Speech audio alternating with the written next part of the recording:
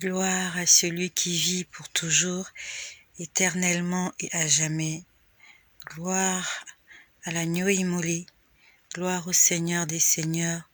Gloire au Dieu Tout-Puissant. Gloire à l'Alpha et l'Oméga. Gloire au témoin fidèle. Gloire au Seigneur Jésus-Christ.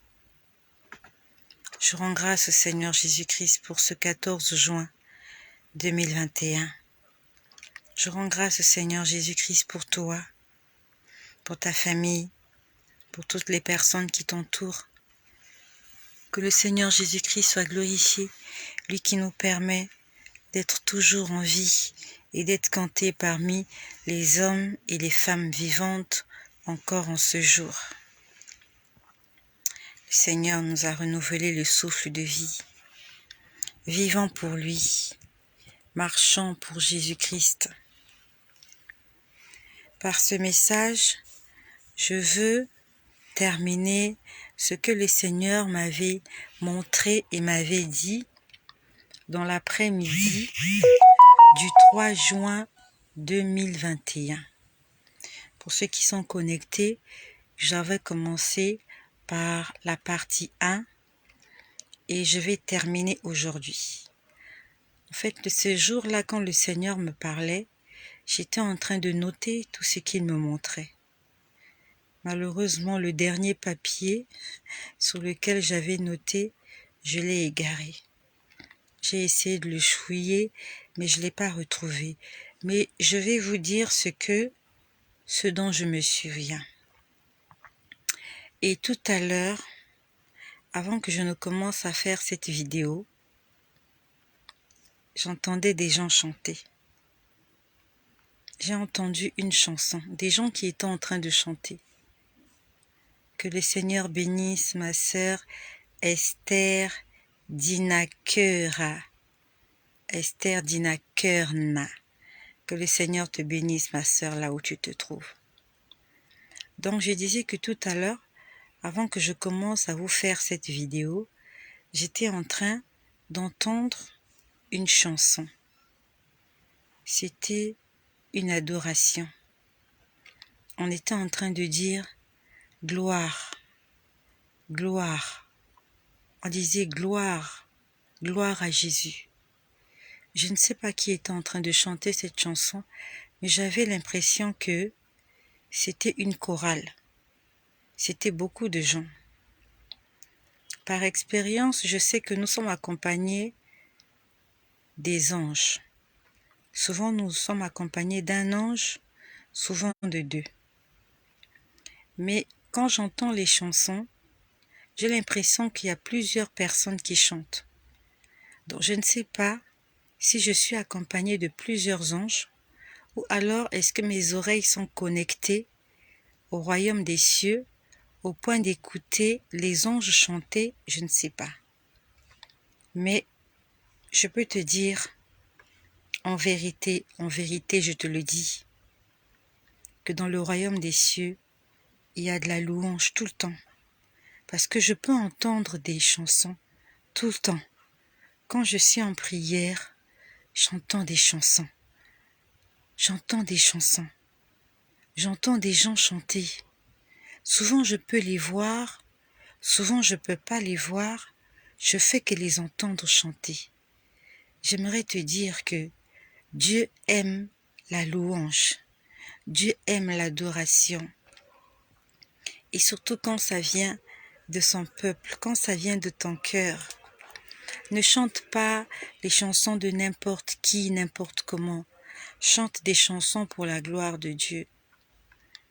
Et j'entendais cette chanson tout à l'heure qui disait « Gloire, gloire, gloire ».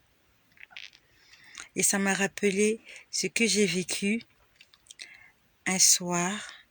C'était dans la nuit du 15 au 16 août 2018. Je vous ai déjà partagé cette expérience-là que j'avais vécue ce soir-là, quand le Seigneur était venu dans ma chambre, qu'il était en colère et que j'ai été ravie en esprit. Je me suis retrouvée au ciel et j'ai vu des choses. Et parmi les choses que j'ai vues ce soir-là, j'ai vu un homme qui chantait. Il avait une espèce de guitare en main. Ça ressemblait à une guitare, mais vraiment ça avait une forme bizarre. Ça avait une forme ronde, mais vraiment, c'était comme une guitare avec des cordes. Et j'aimerais chanter cette chanson pour la gloire de Dieu, cette chanson que j'ai entendue ce soir-là, alors que j'étais accompagnée de 2 anges qui étaient en train de me faire visiter certains endroits du ciel. J'ai entendu gloire, gloire, gloire à l'agneau, gloire, gloire, gloire à l'agneau, car il est glorieux et digne de régner. L'agneau est souverain. Nous élevons nos voix pour t'adorer, Yahweh. L'agneau est souverain, car il est glorieux et digne de régner. L'agneau est souverain. Nous élevons nos mains pour t'adorer. L'agneau est souverain. C'est la chanson que j'ai entendue ce soir-là. Il y avait quelqu'un qui était en train de le chanter dans le ciel. Et sa voix allait comme de l'écho. Sa voix allait très loin. Et pendant qu'il était en train de chanter cette chanson, il était entouré par des petits-enfants habillés en blanc. Et je pouvais voir comme une armée en train de défiler. C'était comme l'armée. Vous voyez, pendant les défilés, il y a des soldats qui passent là avec la fanfare. On appelle ça la fanfare. Ils ont des drums, je sais pas comment on appelle tous ces instruments, mais ils étaient en train de chanter au rythme de cette chanson. Car il est doum, doum, doum, doum, doum, doum, doum. C'était incroyable. Il y a des chants qui sont vraiment inspirés de Dieu. Il y a des chansons, des louanges qui sont chantées dans le royaume des cieux. Et il y en a aussi beaucoup que nous écoutons sur les réseaux sociaux, dans les CD, qui ne sont pas inspirés de Dieu, qui ne sont même pas chantés pour la gloire de Dieu. Mais la chanson dont je vous parle là, c'est une chanson qui a été inspirée de Dieu. Et Dieu a validé cette chanson dans le ciel. C'est pour ça que ce jour-là, j'ai entendu cette chanson au ciel. C'est un homme, je ne sais pas qui est cet homme. Il était tout blanc comme de la lumière, sauf qu'il n'avait pas d'ailes. Il avait une robe blanche avec une guitare. Il chantait « Car il est glorieux » et sa voix allait très loin. J'avais l'impression qu'il chantait dans un haut-parleur. Ça résonnait de partout, on pouvait l'entendre. Il faut chanter pour la gloire de Jésus. Chante pour Jésus. Tu as encore envie, chante pour Jésus. Il y a quelqu'un qui est mort quelque part. Il y a quelqu'un qui aimerait être à ta place, en train de faire des choses que tu es en train de faire, mais qui ne peut plus le faire. Il y a quelqu'un qui aimerait encore profiter de son mari, de son épouse. Il y a quelqu'un qui aimerait encore profiter de ses enfants, mais il ne peut plus le faire, parce qu'il est devenu un esprit. Elle est devenue un esprit. Et toi qui vis encore dans ta chair, bénis l'Éternel. Vis pour Dieu. C'est une grâce, c'est une faveur d'être encore vivant. Dans cet après-midi-là, le Seigneur m'a montré j'ai vu un siège. Et ce siège ressemblait à un trône. C'était un trône noir. Et sur ce trône, il y avait un gros serpent qui était assis. Le serpent était assis sur un trône. Et ce serpent, il avait l'air tellement arrogant. Vous savez, quand on regarde le serpent en fait en lui-même, il n'a pas d'expression de visage. Mais ça ressemblait vraiment comme dans les serpents qu'on peut nous dessiner, qu'on peut voir dans les dessins animés. C'est un serpent, vous voyez, il avait l'air arrogant, il avait l'air moqueur, il avait l'air méchant, il avait l'air cruel, et il était là assis sur un trône. J'avais l'impression qu'il avait des mains. Bonjour ma sœur Gisèle Azélé. Que le Seigneur te bénisse, ma sœur Gisèle Azélé, là où tu te trouves au Cameroun. Donc j'ai vu un serpent assis sur un trône. Il avait l'air très arrogant. Il avait l'air très orgueilleux. Je pouvais voir sa langue fourchue, comme le serpent. Il était en train de siffloter. Vous voyez, comme le serpent, je sais pas comment on appelle son cri. Je crois qu'il siffle, non, le serpent.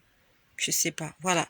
Il était en train de faire avec sa langue fourchue. Et quand je vois le serpent, j'entends une voix qui me dit, le serpent parle. La voix me dit, le serpent parle. Mais vous, écoutez mon Père. C'était une voix qui était en train de parler. Et la voix me disait exactement, le serpent parle. Mais vous, écoutez mon Père. Et nous savons que lorsqu'on parle du serpent, on parle du serpent ancien. Comme il est écrit dans la Bible, le serpent ancien, c'est le diable. Le Seigneur était en train de nous dire que le diable aussi parle, que le diable peut te donner des fausses révélations, des fausses prophéties. Le diable peut te dire des choses qui aussi peuvent être vraies. Mais c'est le diable qui a dit. Le serpent parle. Mais vous, écoutez mon Père. Le Seigneur est en train de nous dire de ne pas écouter le diable, de ne pas écouter l'ennemi, de ne pas écouter toutes ces personnes qui veulent nous ralentir dans notre course, de ne pas écouter toutes ces voix qui veulent nous arrêter alors que nous sommes en course. Nous sommes en course vers le royaume des cieux pour des couronnes incorruptibles. Le Seigneur a dit, écoutez la voix de mon Père. Le Seigneur est en train de te parler aujourd'hui. Est-ce que tu écoutes la voix de Dieu ou alors tu écoutes la voix du serpent? Comme Ève, comme Adam, est-ce que nous écoutons la bonne voix? Adam connaissait la voix de Dieu. Ève connaissait la voix de Dieu. Mais ils se sont laissés séduire par le serpent. Et aujourd'hui, toute l'humanité en paye le prix. Tu en payes le prix, j'en paye le prix aussi. Parce qu'il y a une personne qui a péché. Et si toi tu continues à pécher, il y a ta descendance aussi qui va payer le prix. Parce que toi tu n'as pas écouté la voix de Dieu. Parce que nous n'avons pas écouté la voix du Père. Parce que nous avons été séduits par la voix de l'ennemi. Il a l'air gentil. Il a l'air attentionné. Mais c'est un menteur. Après j'entends la voix qui me dit, on ne fait pas ça à un ami. Quand je pouvais le voir sur son trône, ce serpent, l'environnement était noir. Et ce serpent avait une couleur un peu verdâtre, en train de sortir sa langue fourchue. Je pouvais entendre la voix me dire « On ne fait pas ça à un ami ». Et quand il disait « On ne fait pas ça à un ami », je pouvais comprendre ce qu'il me disait. Il était en train de dire que le diable a trompé plusieurs personnes. Il y a beaucoup de gens qui ont fait du péché leur ami. Le péché, c'est devenu ton ami. Le mensonge, c'est ton ami. L'escroquerie, c'est ton ami. La méchanceté, c'est ton ami. Toutes les choses qui vont à l'encontre de la parole de Dieu, c'est ce que toi, tu aimes. Et la personne disait, on ne fait pas ça à un ami. C'était comme si on était en train de dire, il est en train de tromper les gens. Il est en train de montrer une autre façade de sa personnalité. Et les gens croient que Satan est leur camarade. Les gens croient que le monde leur appartient, que toutes les choses qu'il y a autour d'eux, c'est pour eux, que Dieu leur a donné ça, que ça leur appartient. Les gens croient que les richesses de ce monde, qui sont passagères, qui sont éphémères, que toute cette vanité les aime. Il y a les hommes qui croient que les démons sont leurs camarades. Il y a des gens qui croient que le sexe, il y a des gens qui croient que le sexe, c'est la meilleure des choses que Dieu ait créées sur cette terre. À telle enseigne qu'il ne peut pas s'en passer. Tu ne peux pas te passer de la pornographie. Tu ne peux pas se passer de mentir. Vous êtes nombreux, nous sommes nombreux. On n'arrive pas à passer une journée sans mentir.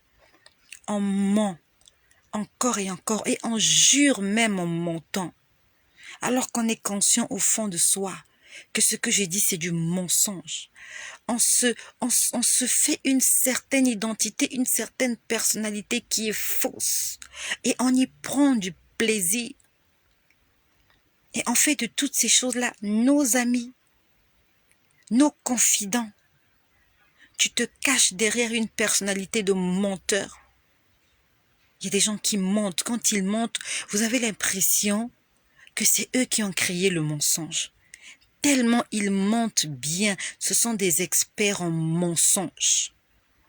La Bible nous dit aucun menteur n'héritera le royaume des cieux. Il y a des gens qui sont des experts en escroquerie, en séduction. Le Seigneur était en train de dire, on ne fait pas ça à un ami. Aujourd'hui, le diable te donne des choses que tu aimes. Le diable fait plaisir à ta chair. Il t'offre des choses qui réjouissent ton cœur. Mais toutes ces choses ne réjouissent pas l'Esprit de Dieu. La Bible nous dit que la chair a des désirs contraires à ceux de l'Esprit. Et il était là assis sur son trône, avec sa langue fourchue, en train de siffloter. Le Seigneur était en train de dire, on ne fait pas ça à un ami. Tu crois que le diable c'est ton ami. Le diable n'a rien créé. Satan n'a rien créé. C'est Dieu qui a tout créé. Dieu a créé le ciel et la terre. Dieu a créé les hommes et la nature. Dieu a créé les anges. Satan est une créature de Dieu. Satan n'est pas le créateur. Il est celui qui est venu voler. Il est celui qui est venu arracher ce que le Seigneur a créé pour sa gloire. Dieu t'a créé pour sa gloire, afin que tu vives pour lui et que tu le serves. Puis j'ai entendu le Seigneur dire, en fait, il voulait dire, faites du bruit pour Dieu. Vous voyez, j'ai entendu ça dans le Jamel, je sais pas, club Jamel Comédie Jamel Club, je sais pas. Il y a un club Jamel Comédie comme ça. Voilà, c'est le comédien Jamel, quand il annonce quelqu'un sur scène, après il dit « Faites du bruit pour un tel » et les gens, ils applaudissent. Et le Seigneur était en train de dire, j'entendais une voix qui disait « Faites du bruit pour Dieu ». Dieu veut qu'on fasse du bruit pour lui. C'est-à-dire que nous puissions chanter à haute voix, que nous puissions louer l'Éternel à haute voix, que nous puissions crier de toutes nos forces, que nous puissions danser pour Dieu. En fait, Dieu veut que nous puissions faire du bruit, mais que ce bruit-là soit pour sa gloire. Comme lorsque les enfants d'Israël étaient en face du mur de Jéricho. La Bible nous dit qu'ils se sont mis à crier, à chanter. Ils se sont mis à exploser de joie. À ce moment-là, les murs de Jéricho sont tombés. Le Seigneur veut que nous puissions crier comme les enfants de Jéricho, pousser des cris de joie. En fait, il veut que nous puissions exploser de joie pour sa gloire. Je pouvais entendre « Faites du bruit pour Dieu, faites du bruit pour Dieu ». Est-ce que tu fais du bruit pour Dieu? Quand tu es à l'église, est-ce que tu cries à Dieu de toutes tes forces, juste pour lui dire merci Seigneur? Ou tu cries seulement quand tu as des problèmes? Quand les choses ne marchent pas, tu te mets à crier, tu te mets à te lamenter. Fais-le aussi quand tout va bien. Tu t'es réveillé le matin, tu cries haut et fort, tu dis Seigneur Jésus, merci pour ce jour nouveau. Seigneur, je te glorifie, je t'élève. Sois béni, mon Dieu, mon roi. Je pouvais entendre « Faites du bruit pour Dieu ». Hier dans l'après-midi, hier nous étions dimanche le 13. Nous étions le 13 juin hier. Et j'étais fatiguée, je m'apprêtais à faire la sieste. Et pendant que je m'étais allongée, je pouvais sentir une paix dans mon cœur. J'étais heureuse. J'étais tellement heureuse que mon être intérieur a dit « Seigneur, j'aimerais que tu viennes me chercher. Vraiment, que le Seigneur me pardonne. Je sais que ma mission sur cette terre, elle n'a pas encore fini. Ma mission n'est pas encore finie. Mais j'ai vu tellement de belles choses que vraiment hier, c'est vraiment sans faire exprès, j'étais allongée sur mon lit et je voulais juste m'endormir et m'en aller. Je voulais juste m'endormir, m'en aller, mais c'était avec une joie immense. J'étais vraiment dans la joie. J'étais juste là, j'étais dans la joie. Je me disais, j'ai envie de partir. J'ai envie de partir. Que le Seigneur me pardonne parce que j'ai encore des enfants qui ont besoin de moi. Et que si je pars, mes enfants seront très malheureux. Soyons toujours prêts. Soyons toujours prêts pour l'enlèvement. Hier, j'étais en train de lire le livre de Sophonie. J'étais en train de lire le livre de Sophonie hier, je crois. Je crois que c'était Sophonie. C'est juste après. Alors, je vais regarder. Oui, c'était Sophonie. Sophonie, c'est juste avant Zacharie. Et c'est juste après Habakkuk. Sophonie, dans Sophonie, on pouvait dire que c'était un prophète et Dieu l'avait utilisé. Dieu avait réveillé son esprit et celui de Zorobabel, alors qu'ils étaient en captivité à Babylone, après que les enfants de Dieu aient péché contre l'Éternel et qu'ils soient allés en captivité à Babylone. La Bible dit que, c'était dans le livre de Sophonie, j'étais en train de lire hier et avant-hier, comment ils sont revenus à Jérusalem et le Seigneur leur a demandé de rétablir le temple, de reconstruire le temple de Jérusalem, parce que le temple avait été détruit lors de l'invasion des ennemis d'Israël.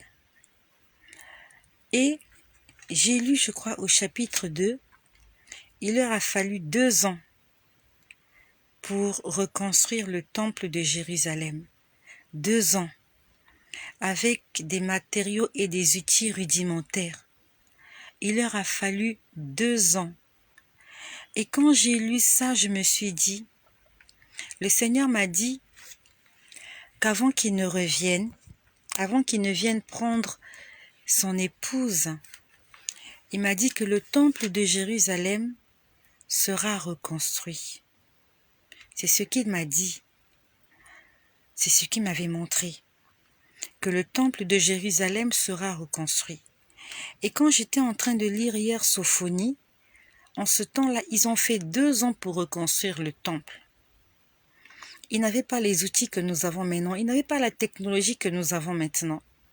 Je me suis posé la question que si le temple de Jérusalem pouvait être reconstruit maintenant en plein 21e siècle, avec les outils sophistiqués et extraordinaires que la science a conçus, avec tous ces ingénieurs, tous ces architectes, avec toute la main-d'œuvre disponible qu'il y a, je me suis dit, en combien de temps le temple pourrait être reconstruit?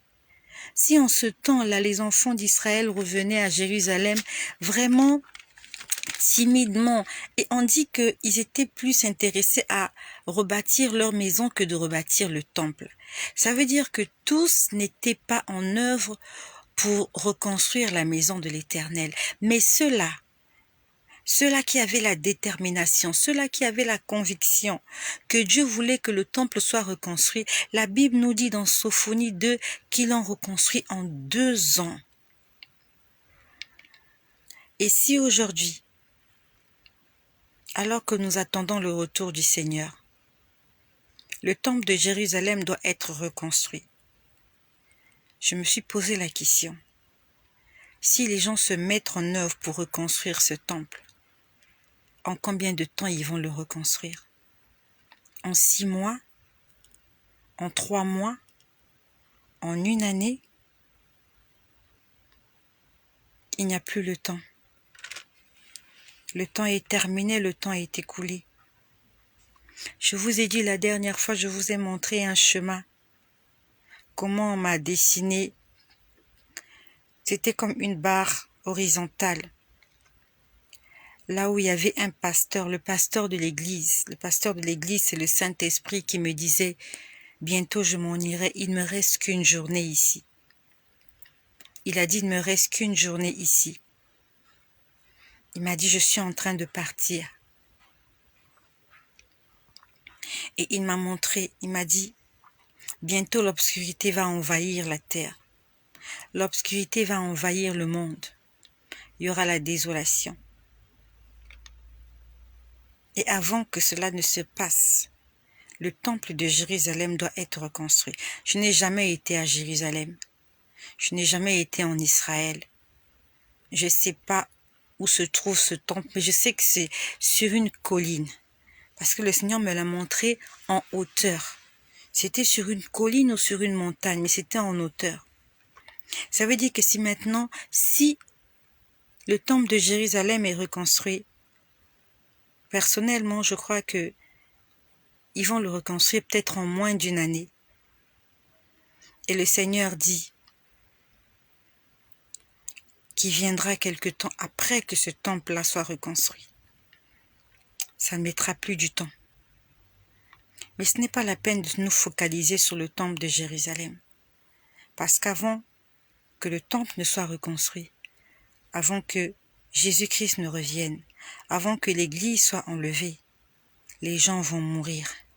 Les gens vont continuer de mourir. Et le Seigneur m'a dit, beaucoup d'enfants de Dieu vont mourir. Pas de véritables. Comme il est écrit quelque part dans le livre de Matthieu, il a son van à la main. Il est en train de faire le tri. Pour ceux qui ont suivi ce que le Seigneur m'avait dit dans la nuit du 31 décembre au 1er janvier 2020, le Seigneur m'a dit que le jugement dans l'Église a commencé. Le jugement dans l'Église corps du Christ. Le jugement a commencé. Que toutes les personnes qui ne marchent pas dans l'obéissance, toutes les personnes qui ne marchent pas en droiture avec le Christ, que le jugement de Dieu va tomber sur eux. Mais que Dieu fera grâce à certaines personnes, parce qu'ils vont se repentir avant de mourir. Tous les chrétiens qui meurent ne vont pas au ciel. Il y a des chrétiens qui vont au ciel. Il y a des chrétiens qui ne vont pas au ciel. Ceux qui vont au ciel, c'est ceux-là qui ont la grâce de se repentir avant de mourir et qui font des repentances sincères. Ceux qui ne vont pas au ciel sont ceux-là qui n'ont pas la grâce de se repentir avant de mourir ou alors qui font des repentances malhonnêtes, menteuses. Ils ne sont pas sincères dans leurs prières. La Bible nous dit aucun menteur n'héritera le royaume des cieux. Le jugement a commencé dans l'Église. Si tu es un fervent chrétien qui marche dans l'obéissance, alors accroche-toi. Accroche-toi de toutes tes forces. Mais si tu sais qu'il y a des choses que le Seigneur te reproche encore, toi qui vis dans l'idolâtrie, toi qui adores les idoles, toi qui invoques les esprits des morts, toi qui pries les saints, toi qui appelles les apôtres, toi qui dans tes prières prononces le nom des dames des ténèbres, tu prononces les noms des sirènes, tu prononces les noms des déesses, tu prononces le nom de Marie, mère de Jésus. La Bible nous dit, tu n'auras pas d'autre Dieu devant ma face. Tu ne te feras point d'image taillée. Et tu ne les adoreras pas, car moi, l'Éternel, ton Dieu, je suis un Dieu jaloux. C'est dans les 10 commandements, tu peux les lire dans le livre de Exode, chapitre 20. Dieu est jaloux. Et il ne permet pas qu'on puisse prononcer le nom de quelqu'un d'autre dans nos prières, si ce n'est que le nom de celui qui a donné sa vie pour nous à la croix, Jésus-Christ. Il ne permet pas que nous puissions nous prosterner devant les images, devant les photos. Le Seigneur est contre toutes ces choses. Et tu le sais. Pourquoi ne veux-tu donc pas arrêter avec cela? La Bible que nous lisons, c'est cette Bible-là qui va nous condamner. La Bible que nous lisons et que certains ne lisent pas, c'est cette Bible-là qui va nous justifier. Lorsque nous allons comparaître devant le tribunal du Seigneur, ce n'est pas un livre de prière qu'on va nous ouvrir. On va nous ouvrir la Bible. Et c'est cette Bible qui va nous condamner. Ce n'est pas le pasteur qui va te juger. Ce ne sont pas les gens, les anges qui vont te juger. C'est pas le prêtre qui va te juger. C'est la Bible qui va te juger. Et la Bible, c'est la parole de Dieu. Et la parole de Dieu, c'est Jésus-Christ, qui s'est fait chair et qui est venu vivre parmi nous et qui nous a appris l'amour, le pardon, la compassion. Hier soir encore, pendant que j'étais là, allongée, pendant que je disais que j'étais en train de vouloir m'en aller, le Seigneur me disait, louez des louanges à l'Éternel, louez Dieu, louez Dieu, louez Dieu. Il faut louer Dieu. Et le nom de Dieu, c'est Jésus. Le nom de Dieu, c'est pas Jérusalem. Le nom de Dieu, c'est pas Israël. Le nom de Dieu, c'est Jésus-Christ Emmanuel. C'est le nom que tu dois prononcer dans tes chansons, dans tes louanges, dans tes adorations.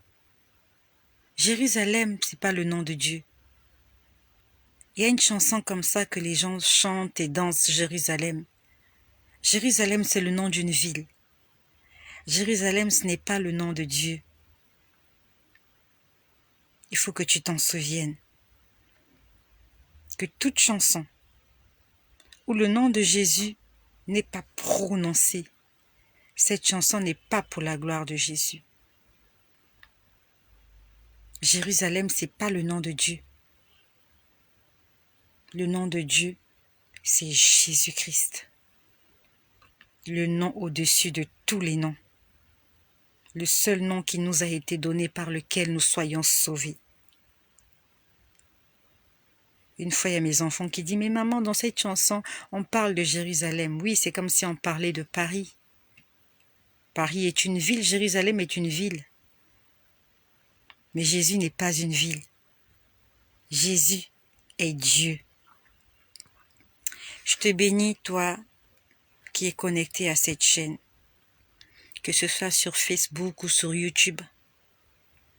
Je te bénis, toi qui es accroché à Jésus-Christ et qui a pris la décision de marcher, de vivre pour lui. Et je te bénis aussi pour toi qui vas partager cette vidéo afin d'édifier, de fortifier, d'enseigner quelqu'un. Soyez bénis chez vous et que le nom de Jésus